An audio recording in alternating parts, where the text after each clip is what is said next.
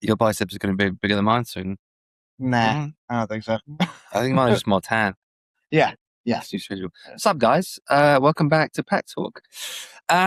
Today we are in the wonderful Echo Park. This is our original facility. This is our office upstairs. We've got the great view of the gym behind us. No one working out right now because it's between classes. But I'm with Graham Jenkins, who's one of the OG. He's been here forever. When did you first come in? I came in a month before COVID. Oh, was it Yeah, it was like I came in 2019? yeah, I like came in like a month before that happened, and then it kicked in. So I was doing a lot of Wow. the Zoom classes with you Oh, guys. that's right. That's right. So, for you guys that come to the club, you'll know Graham. He's a very familiar face. He's basically our head boxing coach, and he's been building up in his like responsibilities in the club, and he's about to become one of our head coaches here. Yes, sir. And just a phenomenal coach, phenomenal human being, one of the best kind of like all round guys in the gym. I mean, he's always ripped, always in shape. Combination of a lot of martial arts type stuff, as well as a lot of kettlebell stuff, a lot of power based training. You've always basically trained for performance up until Yes. this point, Yeah, right? up until this point. And then there's going to be a bit of a shift, which we're going to talk about, which is exciting. But it's not like the other stuff's going to go away. He's just kind of like adding to his repertoire with the new little gig. Yeah. But I wanted to start, just having a quick catch up because it's been, 2019. We're now in 2026, so that's 7 damn years. What's kind of been your journey over the last 7 years in fitness? Because I know you've got other stuff going on, but what's been your kind of experience over the last 7 years, like personally with your fitness, and in terms of like how you feel about yourself within the industry?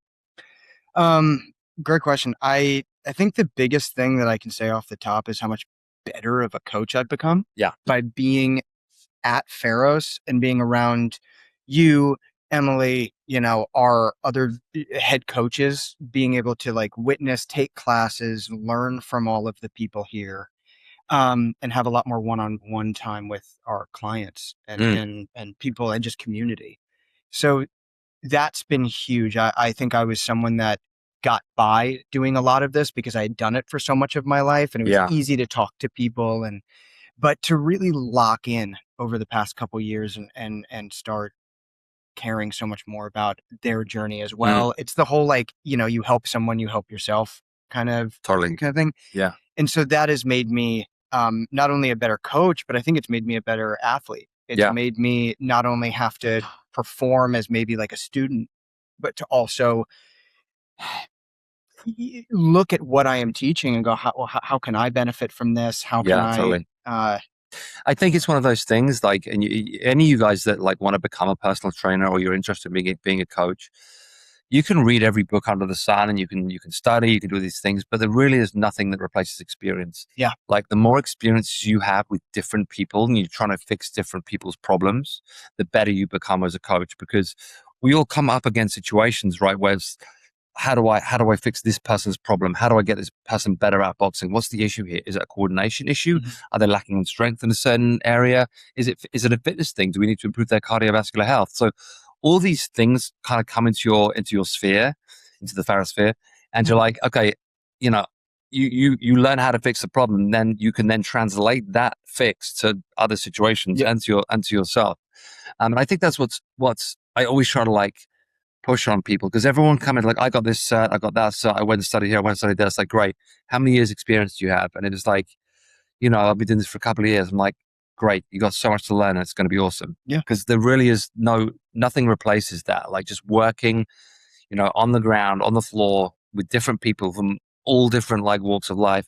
Because a lot of people that box here, we'll talk about boxing specifically in the beginning, they've either never boxed before or their experience of boxing has been minimal. Yeah.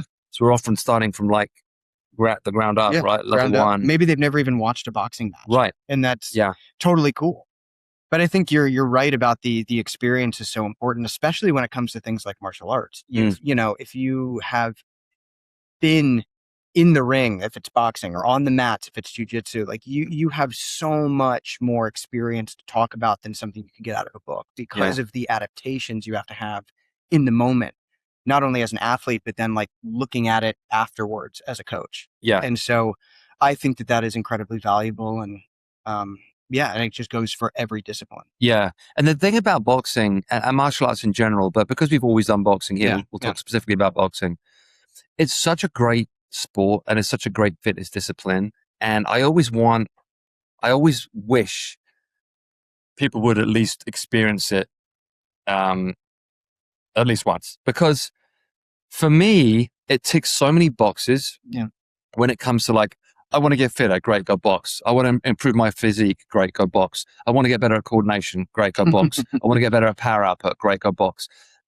I want to get better at being able to defend myself, great, go box. There's so many benefits to it. It's such an awesome sport. And I think obviously sometimes it can have an intimidation factor, whatever. But we honestly have such a good facility here. It's such an awesome space. We have some awesome coaches like Graham. And you always have to remember, and I always try and say, like, we as humans, we want to learn. Yeah. We always respond well to learning new skills.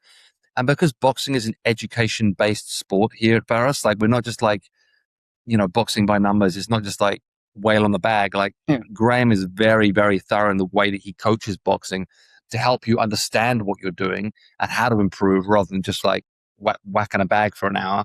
We take the educational approach. And with that education combined with the thrill of the exercise, combined with the sweat, combined with the power up, and all these things together, it just creates this awesome experience that I really wish more people could, experience in their lifetime. Like, I've been doing it for a long time, obviously. And I noticed when we opened in Palm Springs and we took the product there, how quickly people, responded to it and started to, and again, same thing. A lot of people there never boxed before, but you just get like this immediate response, especially if you have like a passionate coach like you. I mean, you're one of the most knowledgeable, not just in boxing, but in any kind of fight game. You're an encyclopedia of it.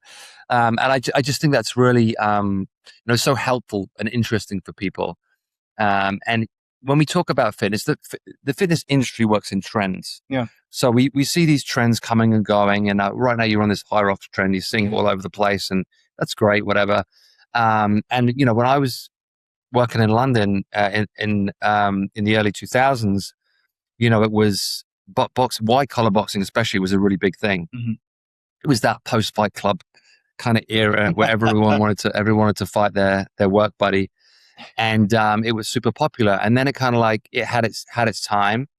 And a lot of you guys know I worked at Gym Box in the UK, and it was a boxing gym with a Globo gym kind of attached to it. Great facility back in the day. I'm sure it still is. I've been there a long time. But it kind of had its moment, and then it kind of other things come in, other things go away. But it's such a great sport and such a great discipline. So if ever you guys have the opportunity, whether it's here or wherever you are, do try and get to a boxing class or a martial arts class. Because when you think about longevity, which is obviously the watchword right now, when you think about what's going to keep you in the game for the long term, when you think about inspiration, motivation, and all that stuff, at some point it's good to feel that you're getting better at something. Oh yeah. Because you can do kind of like gym by numbers and do like, we went to a HIIT class or whatever it is, and you can say like, generally I feel fitter. But with something that's kind of educational, like any kind of martial arts or sports, when you have that noticeable improvement and you watch yourself like where you start to where you are like 2 years in, like as a boxer or a martial artist, it's like, wow. Oh yeah, it's huge. The development is huge. And it transfers to so many other areas. Like I said, with the coordination, with the power output, with the acceleration. I love boxing because it's I really like power and acceleration and explosiveness, and you do too. You're an explosive guy, and it teaches that so well. That's what I tell people all the time. It's like you do not have to come into this looking to spar or get an amateur fight or anything like that. Totally, yeah. It is the same as working something like power cleans, like ballistic medicine ball slams. It is a power sport, and you learn that movement, and your body responds very well to it. Yeah, it's exactly what I always like to say. But it's an expression of power. That's one of my favorite things. Like, this sport is expression of power, just like power cleans, just like bull slams, just like kettlebell swings. Just so these guys know, when we talk about you training for power, what kind of stuff? You mentioned a few things there, but like what aside from what you're doing right now, Yeah. like usually in your boxing, as a martial artist and as a combat fighter, Yeah. like what does your strength training program usually look like? So yeah, so I'm about to turn 37 in October. So I started martial arts when I was 5. So for about like 31 years, I have done power output. Right. Is pretty much it. So a lot of that looked like, of course, the actual like boxing or whatever martial art it was at the time.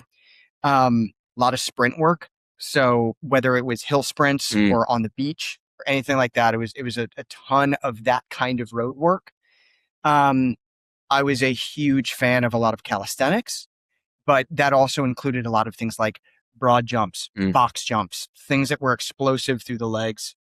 And then, of course, getting into power cleans, medicine ball slams, kettlebell swings. Yeah. Things that really generated not only full body output, but really focused a lot on the hip drive as well. Yes.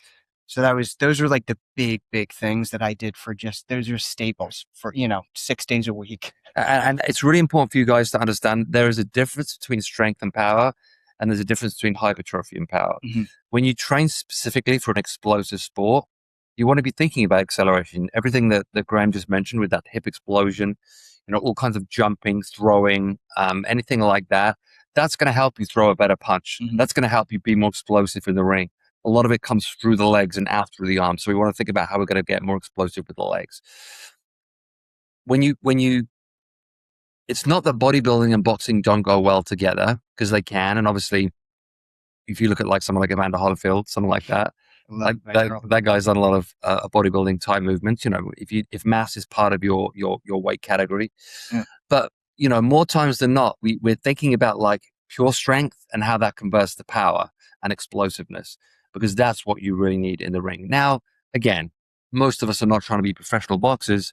Most of us are just trying to be fit, healthy, and enjoy ourselves. Mm-hmm. So we can combine these things. But if you do struggle, if you feel a little bit stiff, if you feel a little bit like the coordination's quite not there, and you don't have that kind of power, I remember specifically because I came into boxing late. I didn't really start boxing until I was like 23, 24. Mm-hmm. Graham was 5. I'll give you a reference.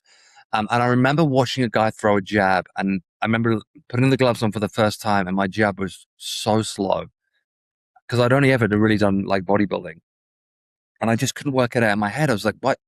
Why is it so hard for me?" And again, it's just reps. Like I had to change my training. I had to train to be more explosive. I had to throw a million jabs before I got good at one jab. It was really like the rep. I'm trying to get from point A to point B as quickly as I can. That becomes the emphasis, and it changes. Your body responds. It responds to the lessons you're trying to teach it. You adapt to anything, right? Yeah. So you have to tell it what you're trying to adapt it to. And the more I did it, like the quicker I got, and then I changed my training more specifically. For the period that I was mentioned for in gym box, I was really focusing on that. I was focusing more on like pure strength and then power output and how pure strength converted to power. And I would go down the rabbit hole of like old like T Nation articles and whatever I could find to like say, well, how do people actually train for boxing? And interestingly, like, a lot of people have been doing it wrong for a really long time. Dude, that's one of the biggest things that we can get into is that like I feel like so much of boxing training outside of the specific sport is still in the dark ages. It's so rare to see some of these modern guys doing things like hill sprints or power cleans or anything like that. It wasn't, it was like you bring up Holyfield. I remember, they had him when he was going up from cruiserweight to heavyweight. He was doing like resistance type like band work that was explosive so he could keep his conditioning. But that was like a whole thing. We just had George Foreman cutting down trees as his conditioning. Right. And, in road work, it was just a lot of jogging. Yeah. And so there's a ton of that information that I think is still new in that world. Yeah. And is still being used. Well, I think because, much like football in the UK or soccer in America, like, people were very resistant to change.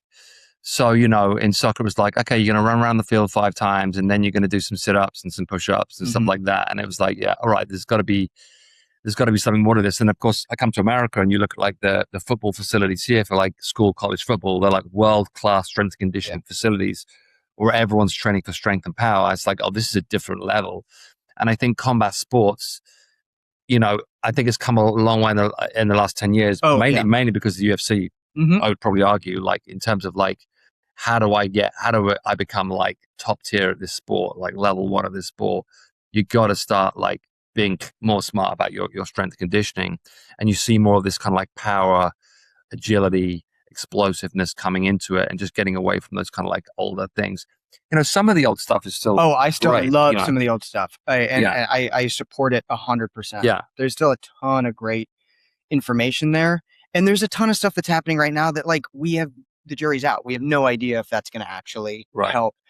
I think it's been nice to have so many podcasts like this where people who are working in the, on the collegiate level, in the NFL, talking about what they do for these athletes and going like, everything like sprints or power cleans or box jumps, like that translates into just athleticism. Yeah. So we're having a lot of these athletes do that kind of stuff, and then it's the sport specific stuff. Right. And so I think that has also been very helpful for people to go, oh, okay. And I think there was a tendency like, the sport is the sport. Mm-hmm. And really, when you talk about conditioning for boxing, you don't necessarily get better at boxing with more conditioning. Now, you have to be well conditioned, and you'll get that conditioning through your bag work and through your sparring and all that kind of stuff. But to then pile on cardio workout after cardio workout after cardio workout, thinking it's going to get you better at boxing, at a certain point, it doesn't. Like, you get your conditioning from your bag work, your sparring, your mitt work, and all that kind of stuff. And of course, you need that aerobic-based training. So that's going to be helpful. And hill sprints, stuff like that's going to be helpful. But I think for the longest time, like, strength and power training was neglected in favor for fitness. Yes. Like, let's just get this person fitter. And at a certain point, it's not going to make that much difference. And then, it also, unfortunately or fortunately, comes down to what's your body type. Right. Who are you? Like, totally. Again, someone like George Foreman, we're not going to train him in the same way that we would like, Sugar Ray Robinson. Right. It's going to be very different. So luckily, I mean, I'm still like, I'm not a tall person. I'm not a big person. And so luckily, I really loved being fast and having the explosive stuff. Yeah. Because to compete growing up, it was like I had to. Right. Until I was like 15, I was like 4'11" or something. Like I'm like 95 pounds. Like there's no way I'm overpowering someone. So it was nice to kind of, I guess, understand that and gravitate towards it. But I can also see how that could be an issue for some, athletes that are maybe wanting something else and not knowing how to maximize what their natural gifts are. Right. Yeah. I mean, you look at someone like, and we talk about power and strength training, but you look at someone like Tyson when he walked in the gym, like, that kid was like fast and powerful out of the gate. Yeah. Like, without any training. And then all you got to do then is like, okay, you just got to keep like pushing this envelope. Just make sure he doesn't hurt himself. Make sure he doesn't hurt himself. But, that kind of genetic potential, when you see that in someone, and I'm sure you've seen in classes. We see it all the time. Like, someone comes in day one and they can like throw a good punch and they're explode. Like, it's like, oh shit, this person's going to be good. Yeah. Whereas other people, like, it takes a lot of development. It doesn't come naturally. It's a learned process. Sometimes, the brain's not quite sending the right signal to the muscle, and you got to work that neuromuscular side of things to get it out of them. But some people can just like, it's just there. It's just there. But and then it's so interesting because especially with the fight game, it's like, great, we have someone who is fast and powerful, but they might not have the experience or the ring IQ. We saw that, speaking of UFC, you saw that early on with Francis Ngannou. Yeah. One of those guys that was just a total athlete out the gate. But early in his career, if he went up against someone that maybe had more experience, more ring IQ, they were able to exploit some things that he wasn't great at. Then he got really good at those things and became, kind of so well-rounded. But that's where I think it's so great to have those coaches and have that community to go, okay, where are the weak points? How do we make you complete? And then Fury is almost the opposite. It's like so much fight IQ from like being in so many fights from like such a young age. Yeah. And great conditioning and a great chin. But maybe you wouldn't look at him and think like athlete. No way. but impressive to move like that at 6. Oh yeah, it's So you it's got that. wild. But yes, yeah, So- you're not looking at someone and going, oh wow, that clearly this is what they do. It's super fun when you see, like, because I train some of the kids up in Idlewild for soccer, and I've been there and watched them play t-ball and stuff. And there's this kid up there, Brooks. Shout out to Brooks. Shout out Brooks. He's just like athletically gifted without any like training. Like soccer, got it. T-ball, got it. Like he just moves so well. And he's a smaller guy. But with that comes that balance. Yeah. Like he's just so well balanced, and he just moves so well. Like kind of like Maradona when you used to watch him, just because like they're so low to the ground and can just like move so well. So it's really exciting when you see that in someone from whether they're young or whether they're young to the thing. Yeah, it's like, oh, this person's going to be good. And then again, just and then we can move on. But like you've got guys like who Andre Ward was a great athlete. Yeah, he really was, but he was never the fastest, the strongest. But his ring IQ and his discipline made him beat everybody. And so you get that too, where it's just like, it's so cool to see some of these people are just like, okay, maybe I don't have some of these other things, but same thing with Mayweather, right? Yeah. Just that ring IQ is just like, holy shit. Like, it's just, it's so cool to see that. And that's why I think I love sports in general, because it's that, that kind of X factor can be anything. And on the day, it can change. Right. Like depending on the mental side of it, the conditions of the field, any of it. It's amazing to watch. Yeah. So you've gone through this, like, combat sports your whole life. And obviously you've been at Pharos for a while, and you've seen a lot of coaches come and go, and a lot of like different training methodologies come and go and so forth. And now you're kind of like transitioning into this like bodybuilding phase, right? And you started with Tyler. Yeah. You've been training with him for a while. Tyler Brown, one of our other coaches. He was a fantastic like bodybuilding coach, very knowledgeable, really knows his stuff when it comes down to this kind of stuff with nutrition as well. So shout out to him. Shout out to her. And what was kind of like the motivation for that? Like why now? Why this? I think it all came together very quickly. I think a big part of it was I wanted to compete in something that maybe I hadn't competed in before.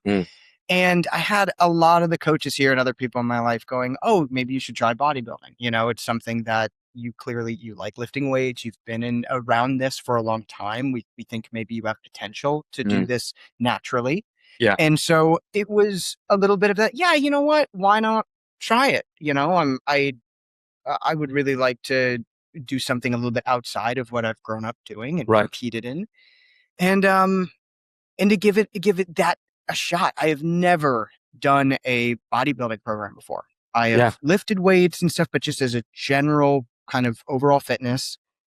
And so I think the process also scared me. Yeah. It was really scary to go, okay, we're going to take maybe a year to do this and learn the posing and, have to, eat in very specific ways. And I got to get a spray tan, and that also terrifies me. Yeah. So it's a ton of these things that I think was a challenge. Well, the great thing as well is you learn so many good lessons through this thing, which you can then help other people with. Just so that people know, what does a bodybuilding program look like that's different from what you were doing before? Break it down for us. So when I came to Tyler, I was like, I think I know the two biggest things that I'm going to have an issue with is that I overtrain because I love everything in fitness and I try to do it every single day. I like my programs are like, great, I'm going to do 12 rounds of boxing and then I'm going to go to power cleans and then I'm going to do some bodybuilding and then I'm going to maybe go for a run and maybe that's spread out over the day. And then that feed it into the fact that like, I don't eat enough. Right. I'm a very poor eater. I love healthy food, but I'm really bad at consistently eating. Yeah. So I was like, these are the two things. The training is going to be a piece of cake. Right. Because I like being here. Yeah. So it was taking out all of the boxing for the most part. Right. Taking out a lot of that and focusing each day on, a push, pull, lower split over a 6-day period. So you're going push, pull, lower. Push, pull, lower. Okay, so 6 days on, 1 day off? Yes. Okay. And we're keeping those training schedules shorter. So we're still getting in a nice volume twice a week, but Tyler really wanted to back me off of like, hey, you've done your 2 or maybe 3 sets for this. You're done. You're done for Right. the day. And you Right. can't do anything else. You can't sneak away to get in another Right. one like I was doing. Yeah. If I was teaching a class here and had 15 minutes, I'd be like, oh, let's do some more calf raises. So are you kind of in that like lower volume, higher intensity, like almost like 2 sets to failure kind? Yeah, he's deal? he's trying to keep me in that like 6 to 8 reps. So we're kind of constantly pushing a little bit of weight. Right. And but we're not going into like the 15 rep Right. zone. Yeah. And so it's still kind of keeping me, and I think that works very well for my body, coming from a little bit more of an explosive background, focusing on that kind of shorter window. So yeah, I was walking a lot of that back. I am still doing a tiny bit of like incline walking cardio throughout the week. And then of course, when I'm meeting with my clients, I'm dancing for an hour with them. Yeah. So there's a little bit of that. But that's kind of what it looked like. And as we start going into the fall, winter, Tyler wants to start looking at that program and switching all of the movement patterns into machine-based work. Okay. So we avoid any potential for injury. Okay. Yeah. And we keep the focus on the muscle that we want to stimulate rather than needing to focus also on stability and the other things. So right now you're still on that, doing a lot of compound movements, barbell movements type stuff, and then you're going to move to Bulgarian split squats, weighted dips, things like that. Right. And he's going to want to switch over to like pendulum squats, leg press, leg extension. So what do you weigh right now? I'm like 170. And what do you want to weigh? What does he want to get you to? I think he would be very happy if I could get up to 180. Okay. And then make the cut. Yeah. So just know, like going into this kind of thing, like Graham came in very lean. Very lean. I mean, you were probably 6% body fat? I mean, he's always lean. And I naturally hover around like 145, 150. Yeah. So and you're already at 170? I'm at 170. Yeah. And that's been a lot. Yeah. I mean, and this really is, like you said, like eating really is the main thing with this kind of thing, because like you said, like for me, like training is not a problem. Training's easy. Like we love training. Yeah. You just go and train, like we'll do all day.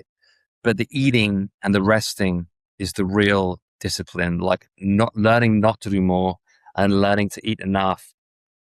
Because sometimes you eat when you're not hungry, right? Yeah. And you almost feel like a slob, like I'm just going to get fat and I feel terrible kind of thing.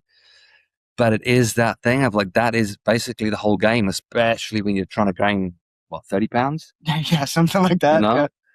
And that's a real effort, and, a lot of the, and a lot of the clients that we work with at Pharos, a lot of the mentorships we do, a lot of the members in general, they're all training 5, 6, 7 days a week. Training's not the issue. The hardest thing for everybody is always the food. Oh, yeah. And particularly because, and I've said this a million times on the podcast, so I'm sorry if I'm repeating myself, but most people don't cook their own food on a regular basis. Most people in the USA are eating out a lot. Mm-hmm. Like they're buying lunch out, they're buying dinner out, they're maybe getting fast food a couple of nights a week, they're going to Starbucks, very few people are actually like getting their groceries, cooking a meal, sitting down, eating the meal, prepping their food, that whole thing, because it's a lot of work. And especially in like, I was thinking about this yesterday, like most people that, you're in a relationship still? Yes. Yeah. So if you're in a relationship, chances are you're both working full time. No one can survive on one income anymore. So everybody's killing themselves trying to make enough money to live, especially if you live in California. It's so ridiculously expensive to live here. So you're both working your ass off. And then, you get home at the end of the day, and sometimes the last thing you can think about is cooking a meal. You're like, because to actually, especially if you've got kids, right? So if I'm cooking for 4 people, you got to prepare the food, you got to cook the food, and then your kids aren't going to eat it, and then you're going to get annoyed, and then sometimes it's just easier to like, grab and go and get something that's easy. But when you have a very specific fitness goal, when the numbers really matter, when it comes to like, your macros and your calories, that kind of stuff, eating out is difficult. Yeah. You don't know what's in it. You don't know what they're cooking it in. You don't know how many calories are in it. And it's difficult. So you're going to get better results cooking for yourself, and Yeah. I'm assuming Oh. that's kind of what you're doing. Oh yeah, we are. Yeah. I love cooking. Luckily, the relationship I'm into, we both love to cook. Yeah, that's good. So that's really great. And one of the biggest things that it's helped having Tyler as a coach as well is not just on the practical side of things, but it's being able to come with, all of the, hey, I'm having a bad mental day. I'm having a bad, totally. this and that, and having that kind of accountability buddy. Yeah, that for sure. What I love so much about him is being able to go, hey, don't worry that you didn't maybe get in all of that protein in this single day. Think about it like a week. Yeah. Like your body is an organism that doesn't reset at midnight. So we are Right. constantly just going like, think about it like the week. And that has helped me immensely. Yeah. Just to kind of go, okay, you know what? Maybe today I didn't get in that one thing, but I can, make it up by the end of the week. That's awesome. And that's very helpful. So just again, let's give an example to people. How many calories are you on a day? I'm trying to, I think we're trying to hit about 3,500. 3,500. Yeah. Just as a starting point because of how bad I was at. And how many grams carbs in there? A lot. 300? Yeah. Yeah. Yeah. It's a lot more than anything else. Yeah. And again, I always kind of go back to this because I think people struggle with this concept of like muscle and growth and carbohydrates and what the body actually needs to grow. And we always talk about this because, as you guys know, what we're really interested in is building a better metabolism, right? We like to build people up here rather than starving people. So if I'm going to put muscle on someone to improve their metabolism, what am I going to need to put that muscle on? Yeah. I'm going to need calories. I'm going to need carbohydrates. I'm going to need proteins. I'm going to need fats. You can't afford to like leave these things out. Now, of course, you can't just like eat whatever you want. So I need everything. It has to be done intelligently. But I think we are beyond the point of thinking, I can starve my body into growth, or I can starve myself into a better body. Because I know you've had issues with food before, Oh, right? yeah. So it's not like, I think this is what can be the good thing and the bad thing about bodybuilding. Yeah. It can really teach you what your body needs. But if you're not careful, and this is what you got to be careful with, I know Josh went through the same thing. When it comes to the dieting down phase, you need to be careful with your relationship with food, because you can become very neurotic very quickly, and it can be extremely hard on the back end to get out of it. And you have to kind of take it for what it is. And if I can give anybody an advice, it would be like, give yourself plenty of time to get to the body fat percentage that you want to get to. Anybody that tries to do it too quickly and too severely ends up in trouble. And the same thing with hydration. A lot of people get to the point where they just have to severely dehydrate themselves at the last minute and get themselves in trouble. So just be careful with that. Take the long road. Plan it out, piece it out, and have a plan on the back end. Like, okay, this is going to happen. This is how I'm going to feel.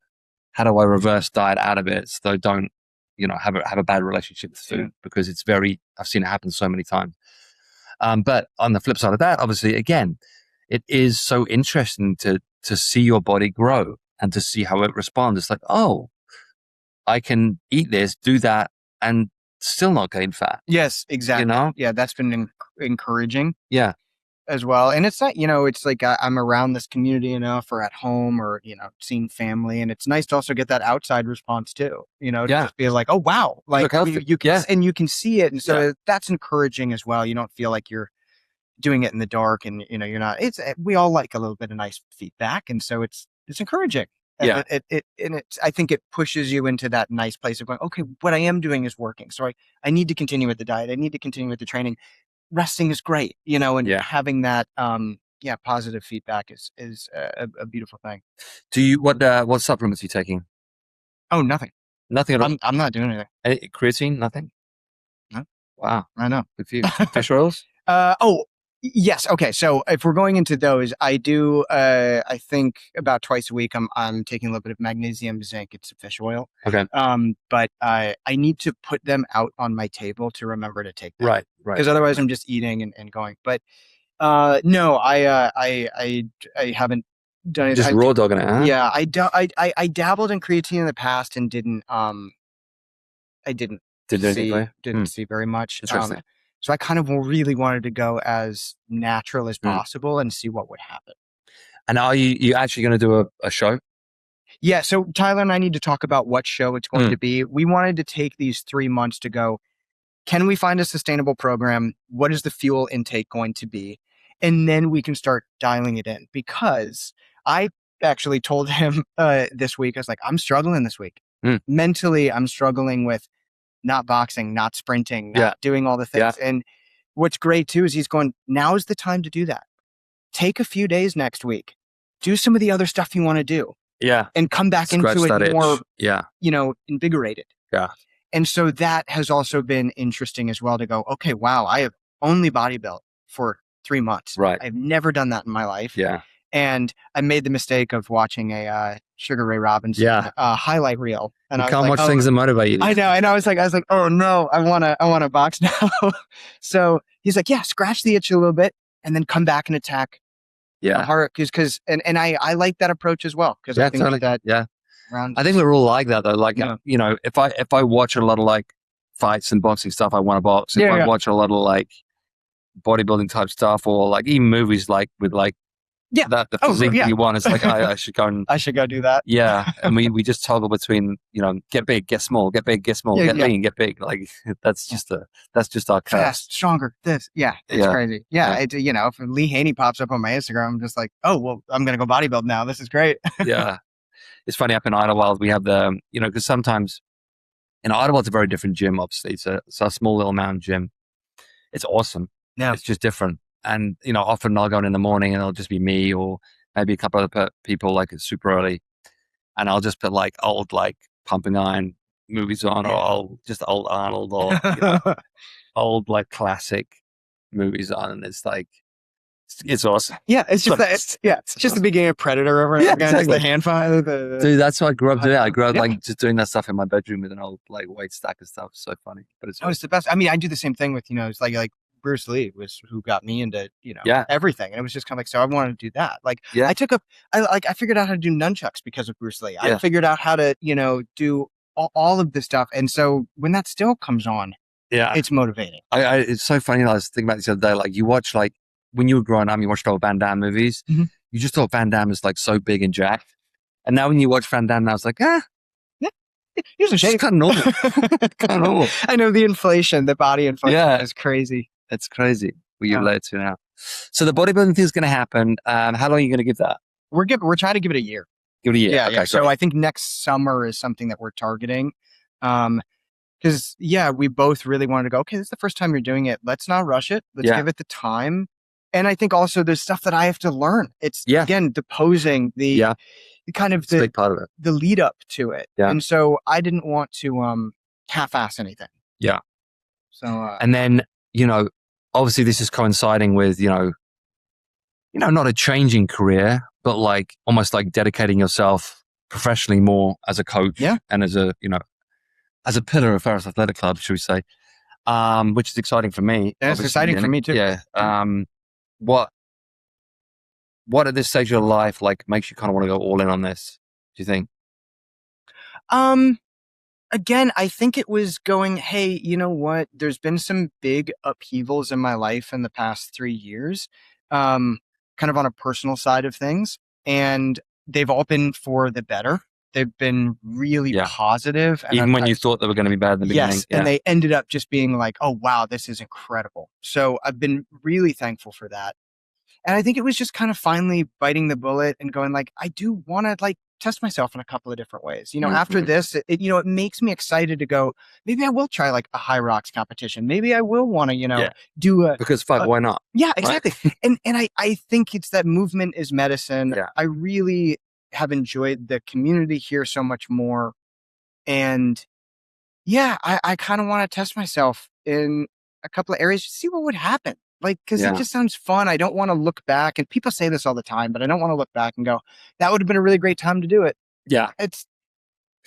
We, I have this conversation a lot, and it's difficult because most of us, me included, you included, we didn't get into fitness and coaching to be like sales and marketing people. Yeah. Like, we didn't get into it to be business people, right? But you get to, obviously, Pharos the size it is, and the organization the way it is, and the reality of, you know, owning a gym in the modern era, like having people that want to work in different areas of the business becomes important, because to run this kind of operation, you need sales, you need marketing, you need people to go beyond just the coaching role. And it doesn't come naturally to a lot of us. It doesn't come naturally to me. Like, I mean, sales kind of does in just like a very natural, organic kind of thing. But I'm definitely not a salesperson, and I'm not like, I'm terrible at computers and back end stuff. Like Emily's great with that stuff. You know, Shep's great with that stuff. I'm terrible. Like I was in, you and I full Zoolander moment. The files are in the computer 100%. Dude. Yeah. I was in Palm Springs yesterday, and I had to get Angie, who's one of the girls on front desk, to help me like with a very basic task on the computer. I'm like, I'm so sorry. Like I don't know how to do this. And I'm not even going to tell what it was because it was so basic. But yeah, I'm really a dummy with that kind of stuff. But, you know, it is just a reality of like, as you grow, and as you know, you get to an age where, I know you don't have kids yet, but it's like, you get to an age where it's like, you know, my responsibilities have grown. Like, I don't know whether you want to own a home or anything like that, but it's like, maybe you do want to own a home. Maybe you do want like a little bit more security. Maybe I do want to go on holiday and get paid for it. Maybe I do want to like, you know, have some health insurance and that kind of stuff. Those realities kind of like kick in at a certain point, and then makes you think, okay, let's up the game a little bit. And so it's great for me, because I've always said, like, for me, I would always rather grow this business organically with people that I know than like trying to bring in people from the outside who don't really understand what this is. And we've done, like with Kevin, we did that and it worked out great. Kevin's like a diamond in the rough. And Josh, same thing in Idlewild and Palm Springs. But more times than not, anybody that we've promoted within this business has come from within. And it's just been like, because they understand the brand, they understand where me and Em are coming from, they get what we're trying to do. And, you know, they know that this is personal for us. This isn't, you know, we aren't business people reporting to a giant board of investors who are playing the numbers game. Like, we really are just like building this thing very organically from a very simple and honest place. So having people like you involved who want to like help us out is awesome. So I'm super excited for what you're going to be doing and bringing to the table. I'm excited for this bodybuilding journey. And it's going to be interesting to see for you, like, where it takes you personally, because again, it's going to be an awesome educational process, and, you know, an education that you can then pass on to other people. Yeah. Because of course, in this world, in the gym world, more times than not, and, you know, we do talk about longevity, we do talk about health, but a lot of people would like to look a little bit better. Yeah. We can be honest and say that, right? Yeah. And that basically comes down to better body composition, which comes down to increasing lean muscle tissue and losing body fat, which is the combination of strength training, nutrition, and athleticism. Like, that's, you know, that is the thing. So the more experiences that we can have as coaches in these different things, the more we're going to be able to help. Because, you know, the worst thing sometimes is people, they get stuck in one thing and they think that is the thing, and they won't listen to anything else. Yeah. You know, this happened with CrossFit. People got so into CrossFit, like CrossFit was the thing and nothing else existed. And if you weren't doing functional training, then you weren't training at all, and everything else was silly. And it's like, all right. And then you get to the point where it's like, everybody in that was in that at that time is now like, actually, now I'm just going to do some bodybuilding for a little bit, or now I'm going to go and do some cycling or some running or something else. Because, you know, like I always say, everything works, but nothing works forever. Like, you do something for long enough, you're going to get to the point where you're like, I got to go do something else. We're not built that way. I do believe that we are built to like learn and have different experiences and, you know, educate ourselves in these different fields, and our bodies respond well to that. I think, you know, the body does adapt, and once it adapts, it kind of like stops growing. So finding new ways to challenge ourselves, whether it's in a completely different discipline or whether it's just a slight variation on the thing that we were doing, whatever it is, as long as we can find a change to create new stimulus, then we'll make progress. Yeah. And I love the you kind of pulling this back a little bit onto growing into the gym and being a pillar and having this place. I think it was a big wake up call to me too, to look back at where I started. Yeah. At 5, being at a gym, it Yeah. didn't look like this, but Yeah. it was a place I went every day. Yeah. I had all my friends there. After we would do fight practice, we'd go skateboarding and we'd do all these other things. And it was such a fond memory for me. Yeah. And being able to come to do that professionally is great, because I think there's that other side of it too, where it's just a great place to be. Yeah. And it's great to see your friends and to hang out. Yeah. And it's very similar with me. Like I always say, like I've done like other stuff like in my life, but fitness has been the one constant. It's been the thing that's always been there for me. And that's, it's soccer when I was a kid, for sure. Like I was obsessed with soccer. And then from 15, like I was in the weight room. So it's like, and it's been there ever since. It's never gone away.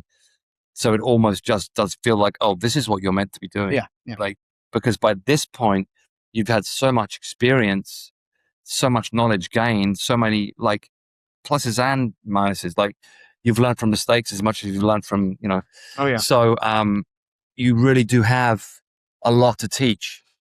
And people can gain a lot from you, but also knowing like that this is the thing that has always nourished you throughout your whole life, and then you get to do that as a profession to help other people. And this isn't a pitch for bringing people into the fitness industry, but I do feel like who knows what's going to happen with AI. It's a crazy time. Like there's so many jobs that like you just don't know whether they're going to be there in 10 years. But people are always going to need fitness. Yeah. People are always going to need coaches. Like AI can't make you get fit. It can give you an app and it can show you how to do the exercises, but it's not going to like get your ass out of bed and get you to the gym. For that, you need a coach, you need an environment, you need a gym, you need equipment, you need those people around you. You need those vibes. You need like vibes. It's a great, yeah. I think people are massively like overestimating AI and massively underestimating what people actually need, because what people actually need is other people. And, we saw it in the pandemic. I know I've said this from the podcast, but, people came to the gym because it was the only time they got to sort of see anybody. Yeah. And yes, part of it was because they wanted to stay fit and healthy, but part of it is that they just wanted to commune. Yeah. They just wanted to be around people, because there's only so much time you can spend on your own.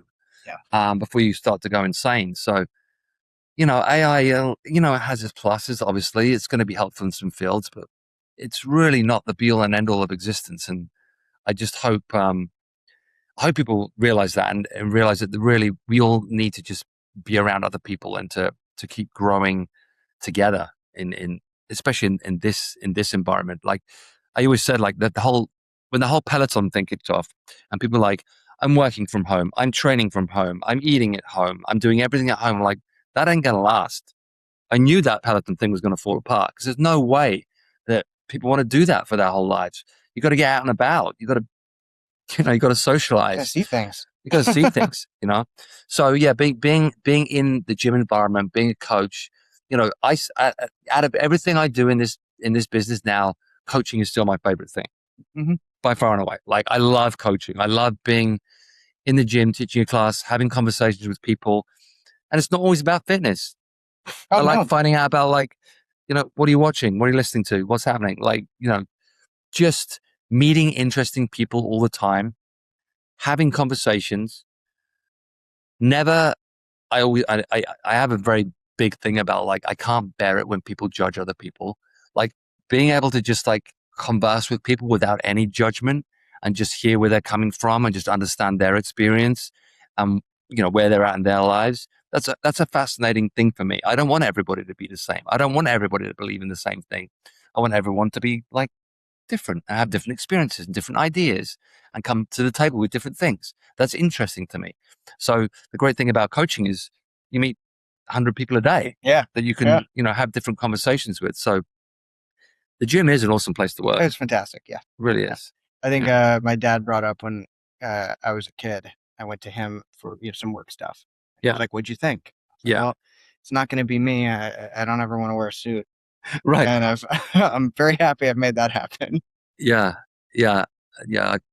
I've worn suits, but never to work. Yeah, I don't know. Like, I want high tops and tank tops. all Yeah, day. exactly. High tops and tank tops. Yeah. My God, that should be our next t-shirt. That's our next High t-shirt. tops Yeah, and tank just tops. a nice little. All right, anything else you want to mention? No, I'm good. This has been great. It's definitely going to be a very interesting journey for me. Both as becoming one of the head coaches here and Yeah. being more of a pillar in this community, and then also, yeah, the bodybuilding. I'm nervous and I'm excited, and Good. I'm both like really. I don't know. I know I said excited, but I'm both excited and burnt out at the same time. And Yeah. so it's going to be For sure. But that's the journey. That's the journey, And that's yeah. what is so fun about this. And I've done it in boxing as well.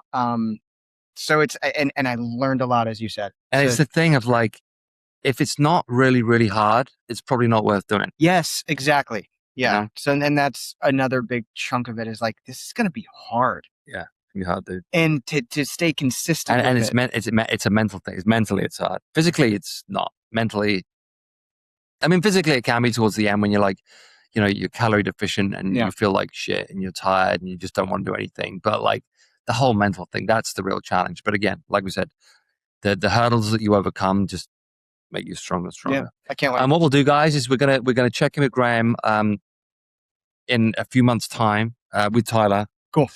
Who's Graham's coach. We'll see where they're at. We'll see what's happening. We'll ask them some questions again about the muscle growth, about the nutrition, about the calories, that kind of thing. We'll see how that's going and see where Graham's at. Till then, appreciate you, brother. Love it. Thanks for tuning in, guys. Great chat. We'll see you next time. This is Echo Park, obviously. We're at 1316 Glendale Boulevard. We have other locations in Palm Springs, awesome location. Idlewild, a little mountain retreat, awesome. Redondo, it is our 3rd birthday tomorrow. You probably won't see this podcast till next week, but today's Friday, tomorrow's Saturday. It's our 3rd birthday. Redondo, so we're going to a beach party down there tomorrow, so that's going to be awesome. So we're on T-shirt Boulevard down there in the South Bay. It's an awesome facility. Come check us out. Please like and follow us on YouTube. It's super helpful to help us grow. And if you like this podcast, comment, share, all the good stuff. And we'll see you next time. Thank you, guys. Bye.